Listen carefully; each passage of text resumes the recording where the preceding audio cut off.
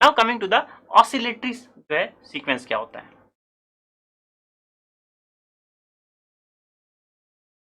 तो oscillatory sequence, suppose आपके पास term 1 -1 1 -1 again alternate sign अगर हमारे पास है, इस टाइप की सीरीज है, तो इसका आप देखें तो आप क्या लिख सकते हैं, -1 की पावर n-1 ये लिख सकते हैं। तो ये सीक्वेंस जो है, अगर आप जो है इस सीक्वेंस को देख रहे हैं तो कभी ये 1 पे कन्वर्ज हो रही है और कभी क्या हो रही है, -1 पे कन्वर्ज हो रही है। क्योंकि अगर आपके पास जो सीक्वेंस है अगर इन्फाइनाइट तक जाते जाए, तो अगर ये डिपेंड करता है कि आप ऑड टर्म्स लिए हैं, ऑड टर्म्स तक आप सीक्वेंस लिखे हैं या इवन टर्म्स तक आप सीक्वेंस लिखे हैं।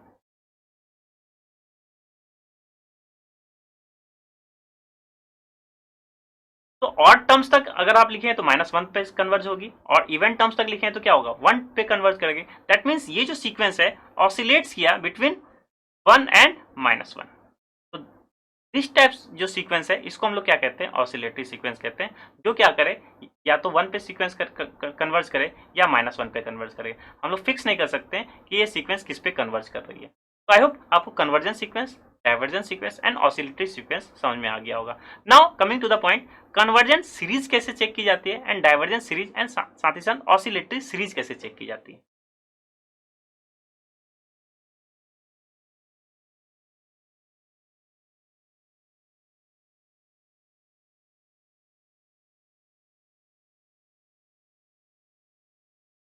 तो व्हाट इज कन्वर्जेंट, डाइवर्जेंट और ऑसिलेटरी सीरीज। नाउ अब हम किसकी चेक करने जा रहे हैं, सीरीज की कन्वर्जेंस टाइप्स। अभी तक हम लोग सीक्वेंस में क्या करते थे, यूएन देखिए और लिमिट केस लगाइए, या तो फाइनाइट होगा या इनफाइनाइट होगा। या आप ऑसिलेटरी में क्या कर सकते हैं, कन्वर्ज या तो जो है 2 वैल्यू पे कन्वर्ज करें, या हो सकता है 3 वैल्यू पे भी कन्वर्ज कर सकते। तो उस टाइप के जो है सीरीज को, सीक्वेंस को हम लोग क्या कहते हैं, ऑसिलेटरी सीक्वेंस कहते हैं। Now here convergent, divergent, oscillatory series की बात कर रहे हैं।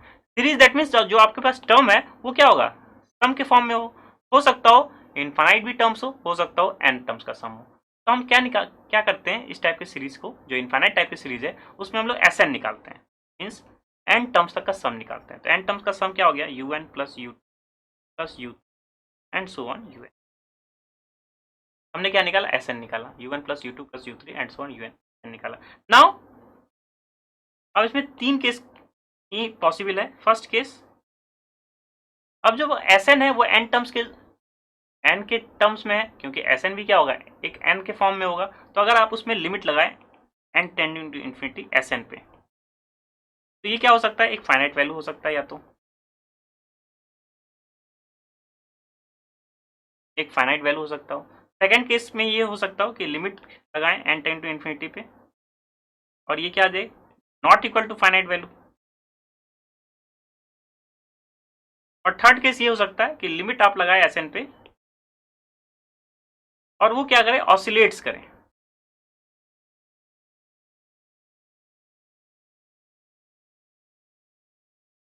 वो वैल्यू क्या हो, ऑसिलेट्स करे। तो दैट मीन्स अगर फर्स्ट केस है तो आप कहेंगे कि जो यूएन है आपका समेशन यूएन, वो क्या है, is convergent.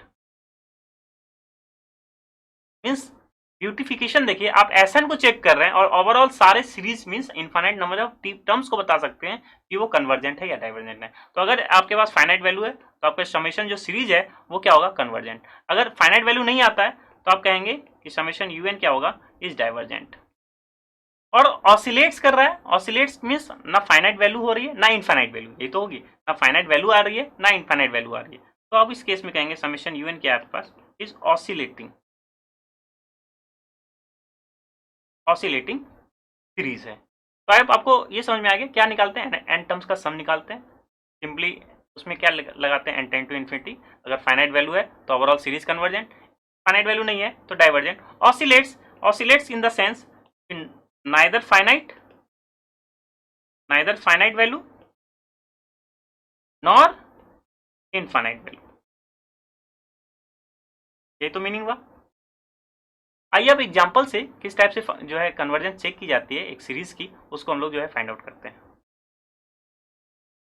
Now we have to solve this series is convergent, divergent और ऑसिलेट्स। तो सबसे पहले देख रहे हैं 1 + 2 + 3 + 4 अप टू n क्या है, सब सारी वैल्यूज क्या इनफाइनाइट तक है। तो सबसे पहले हम क्या करने जा रहे हैं, 1 पे वर्कआउट कर रहे हैं। तो इसमें क्या लिख सकते हैं, ये क्या है आपके पास, एस एन लिख रहेंगे। S N is nothing but 1 + 2 up to क्या है एन, और ये हम लोग ऑलरेडी डिस्कस कर चुके हैं कि समेशन एन, इसको क्या लिखते हैं हम लोग, समेशन एन लिखते हैं, और इसकी वैल्यू क्या हो जाती है, n into n plus 1/2, nth term का सम। तो this is your S N. अब हम क्या चेक करें, इसमें limit n tend to infinity S N पे, तो limit n tend to infinity that means limit n tend to infinity किस पे, एन इंटू एन प्लस 1/2, और लिमिटिंग बिहेवियर देखें एन इंटू एन प्लस 1/2, तो ऊपर क्या है इन्फानाइट, फिर क्या हो गया इन्फानाइट प्लस 1, तो इन्फानाइट प्लस 1 मीन्स एक बहुत बड़ी वैल्यू में एक ऐड कर रहे हैं, तो क्या हो गया बहुत बड़ी वैल्यू, और फिर इन्फानाइट में क्या कर रहे हैं मल्टीप्लाई, इन्फानाइट वैल्यू, तो ये क्या है डिटरमिन्ड वैल्यू है, तो infinite into infinite is again a infinite, so this is tends to क्या हो गया इन्फानाइट। तो अगर लिमिट एस एन की क्या वैल्यू हो गई, इनफाइनाइट पे टेंड हो गई, that means not equal to finite value हो गई, तो दैट मीन्स आप जो समीशन है इसको आप क्या लिखेंगे, is your divergent. Divergent, I hope केवल एस एन निकाला, समीशन किया सम का, और यही फॉर्मुलेशन हम लोग पार्ट 1 में ऑलरेडी डिस्कस कर चुके हैं कि समीशन एन क्या होता है। नाउ हियर अगर आप इस सेकेंड एग्जाम्पल को देखें, तो सेकेंड एग्जाम्पल क्या आपके पास जीपी दिख रहा है, ये क्या आपका पास था अर्थमेटिकल प्रोग्रेशन, ये दिख रहा है जीपी है। जीपी का फर्स्ट टर्म क्या है 1, क्यों जीपी है, क्योंकि फर्स्ट टर्म 1 है, और इसमें क्या मल्टीप्लाई होता जा रहा है 1/2 मल्टीप्लाई होता जा रहा है। कॉमन रेशियो क्या है सेम है, means 1/2 divide by 1 1/2, 1/4 divide by 1/2 again 1/2, 1/8 divide by 1/4 again 1/2, तो दिस इज क्या है जीपी है। तो जीपी है हमारे पास, इसका nth टर्म का सम निकाल सकते हैं, तो यहाँ पे क्या है इनफाइनाइट है, तो जब जीपी अवेलेबल है तो इनफाइनाइट टर्म का सम निकाल लेते हैं, तो इनफाइनाइट टर्म का सम इजिली हम निकाल सकते हैं। तो क्या हो जाएगा हमारे पास,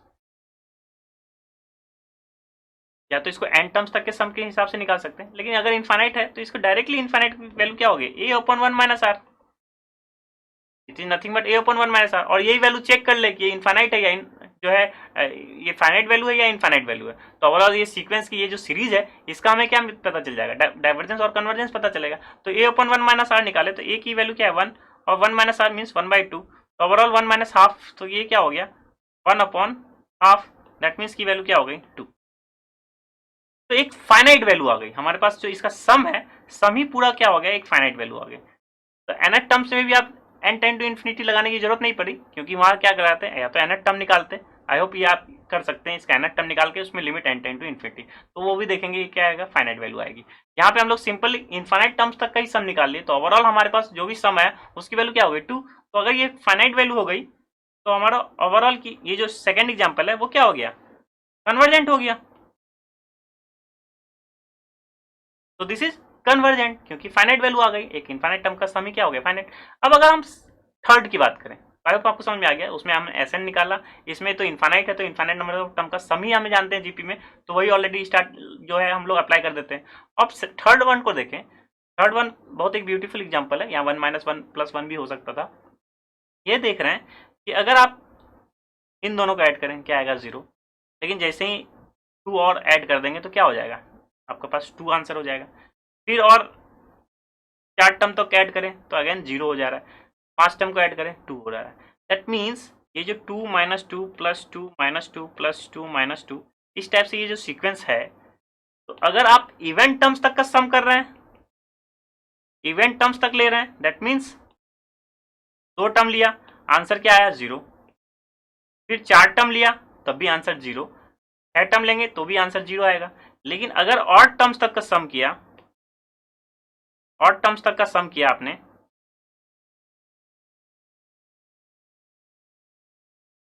तो odd terms that means first term को ऐड किया 2, 3 टर्म्स को ऐड किया क्या आया 2, 5 टर्म्स को ऐड किया क्या आया 2, मीन्स जब भी ऑड टर्म्स को ले रहे हैं तो आ क्या रहा है 2, इवेंट टर्म्स तक सम ले रहे हैं 0, दैट मीन्स ये ऑसिलेट कर रहा है 0 और 2 के बीच में, फाइनाइट वैल्यू नहीं मिली ना इनफाइनाइट वैल्यू मिली, ये क्या हुआ ऑसिलेट्स किया, तो this is oscillates between 0 and 2, तो this series is oscillates between. तो अगर आप एस एन के फॉर्म में लिखें तो एस एन क्या हो गया आपके पास, या तो 0 देगा या 2 देगा। 0 कब देगा व्हेन एन क्या है आपके पास इवन है, और 2 कब देगा व्हेन एन क्या है आपके पास ऑड है। तो ऑसिलेट्स क्या ये 0 1 और 2 के बीच में, फाइनाइट वैल्यू नहीं है, क्योंकि एक वैल्यू होनी चाहिए एग्जैक्ट ओनली 1 वैल्यू होनी चाहिए, या इनफाइनाइट होती तो हम कहते हैं डाइवर्जेंट। तो ये ऑसिलेट्स कर रहा है बिटवीन 0 and 2 में, तो आपका थर्ड एग्जाम्पल जो है वो क्या हो गया ऑसिलेटिंग सीरीज।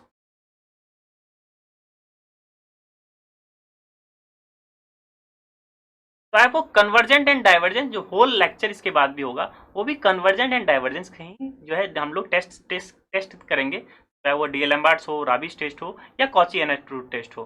तो अब हम लोग यहाँ देख रहे हैं कि एक सीक्वेंस की किस तरह से कन्वर्जेंस की जाए, एक सीरीज का किस तरह से कन्वर्जेंट और डाइवर्जेंट चेक करते हैं, और साथ ही साथ हम लोग नेक्स्ट लेक्चर में ये भी देखेंगे कि यहाँ पे तो एनएट टर्म को निकाल सकते हैं, इसलिए ये जो है मेथड यूटिलाइज है। वहां जहां एनएट टर्म्स हम लोग फाइंड आउट नहीं कर सकते, वहां हम लोग डिफरेंट डिफरेंट टेस्ट केस जो है कंसीडर करते हुए चलेंगे।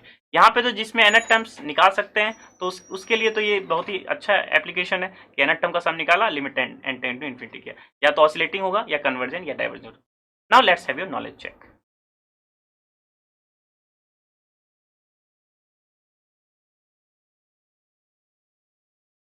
तो नॉलेज चेक के लिए आपके पास क्वेश्चन है, discuss the nature. Nature in the sense आपको ये बताना है कि कन्वर्जेंट कौन है, डाइवर्जेंट कौन है और कौन ऑसिलेटिंग है।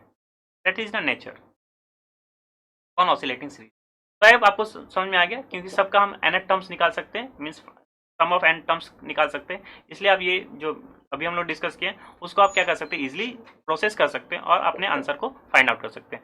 Now one of the most important topic क्या है, हम ज्योमेट्रिकल सीरीज अगर हमारे पास अवेलेबल है तो उसकी जो है कंडीशन क्या हो जाती है आर पे, कब वो डाइवर्जेंट और कब कन्वर्जेंट होता है, उसको हम लोग डिस्कस करने जा रहे हैं।